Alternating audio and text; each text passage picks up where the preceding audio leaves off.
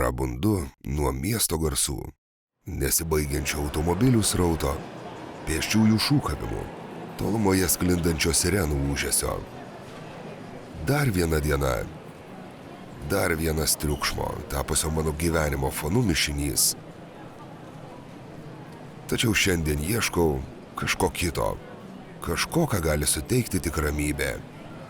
Todėl susikroviau kuprinę ir palikau namus.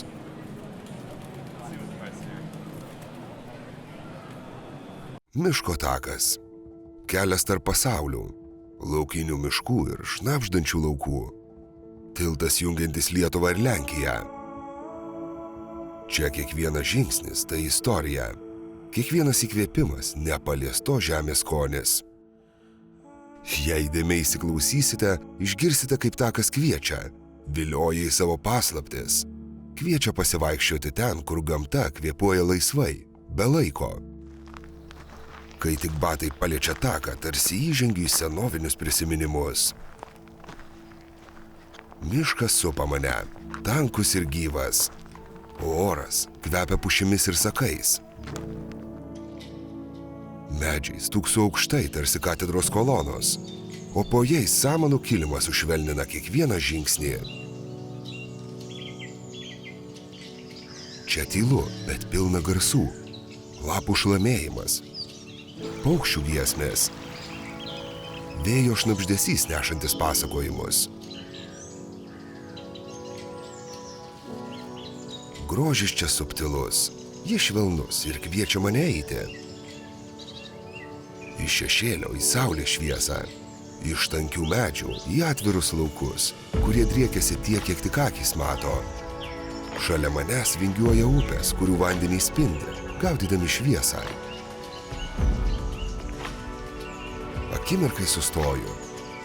Pajuntu, kaip nuo upės tėkmės kyla gaivaus vėjo gūsis ir atrodo, kad pats takas kvėpuoja.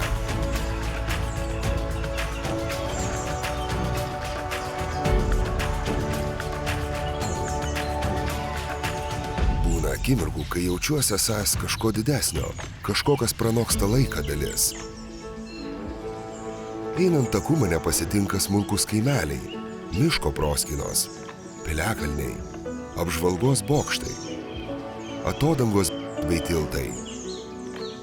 Visa tai žmogaus ir gamtos darna, menanti ilgus bendro gyvenimo metus, kurių istoriją mielai atras visi, kas domisi.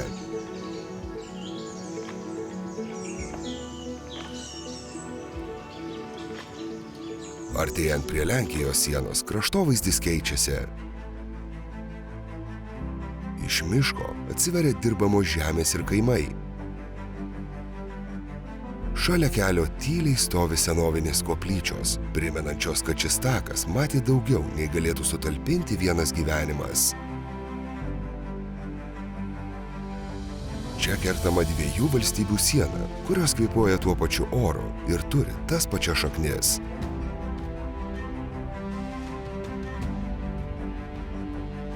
Keliaujant po vietas, kurias formuoja metų laikai ir gyvenimo ritmas, jaučiama tyli magija.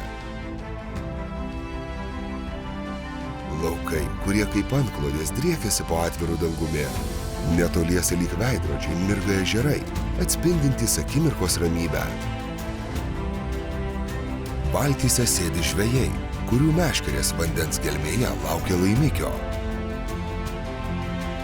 Tolumoje slenka kalvos.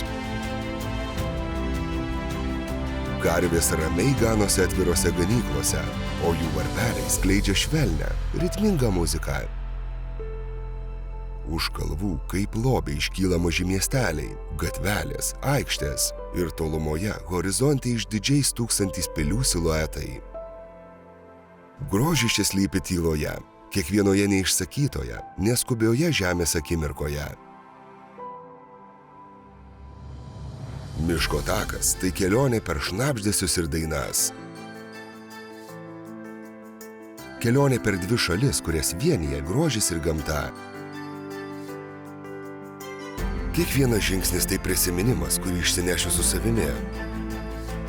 Priminimas apie retą dovaną, kad tokios vietos vis dar egzistuoja. Nepaliestos. tyros, svetingos.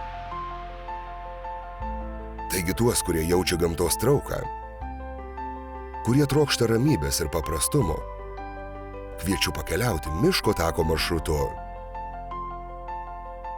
Su savimi atsineškite tik pažinimo norą, o išeikite su istorijomis, kurios išliks atmintyje ilgam laikui.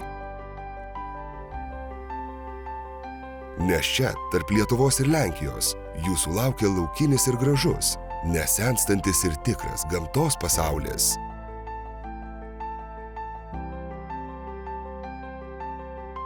Sustokite nuo kasdienių darbų ir leiskite miško takui rodyti kryptį. Tegul jis atskleidžia jums grožį, kurį slepia tik pėsčiomis pasiekiama gamta.